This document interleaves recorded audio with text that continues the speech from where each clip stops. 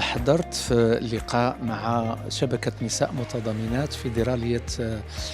حقوق النساء من أجل الدفاع على مجموعة مطالب كتتعلق بالمراجعة الشاملة والجذرية والعميقة لمدونة الأسرة، وذلك بهدف إحقاق الكرامة للمرأة المغربية والمصلحة الفضلى للطفل. وتطرحت القضايا الكبيرة ما يتعلق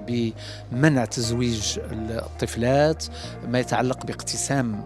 الولاية بين الرجال والنساء، الحق المغربية في الزواج من أجنبي وغير مسلم، اقتسام الأموال المكتسبة، المساواة في الإرث عبر إلغاء التعصيب وإقرار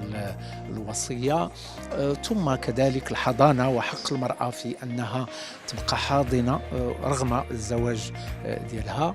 فهي مجموعة من القضايا اللي خلتها لنا